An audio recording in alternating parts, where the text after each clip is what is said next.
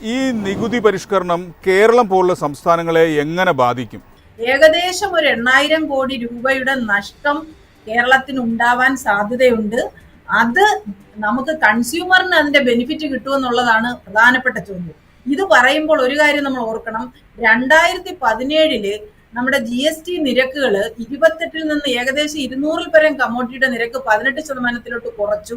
പക്ഷെ അപ്പോൾ ഈ നമ്മുടെ കൺസ്യൂമേഴ്സിന് വലിയ ഒരു നേട്ടം ഉണ്ടായില്ല. ഒരു നേട്ടം, അതായത് വിലക്കുറവ് ഉണ്ടായില്ല. മാത്രമല്ല, സംസ്ഥാന ഖജനാവിന് നഷ്ടം ഉണ്ടാവുകയും ചെയ്തു. അതോടൊപ്പം തന്നെ മറ്റ് എന്താ പറയണ്ടേ, മൊത്തത്തില് ആ ഒരു വരുമാന നഷ്ടം സംസ്ഥാന ഗവൺമെന്റിന് ഉണ്ടായി. പിന്നെ ആന്റി പ്രോഫിറ്റ് എന്ന് പറഞ്ഞ 171 ഒരു സെക്ഷൻ ഉണ്ടായിരുന്നു. അത് ഇംപ്ലിമെന്റ് ചെയ്യുമെന്ന് വിചാരിച്ചു. അതായത് ആരാണോ കൂടുതൽ നികുതി വെട്ടിപ്പെടുത്തിയേക്കുന്നത് അല്ലെങ്കിൽ നികുതി ഇൻപുട്ട് ടാക്സ് ഇനത്തിൽ എടുത്തേക്കുന്നത്, അങ്ങനെ ഒരു ഈ നികുതി കുറച്ചതിന്റെ സാഹചര്യത്തിൽ. പക്ഷെ അത് നടപ്പിലായില്ല. അപ്പം സംസ്ഥാനത്തിന് ഒരു വലിയ ഗുണവും കിട്ടിയില്ല, കൺസ്യൂമറിന് ഒരു ഗുണവും കിട്ടിയില്ല എന്നാണ് 2017 നിരക്ക് കുറച്ചപ്പോൾ നമുക്ക് മനസ്സിലായത്.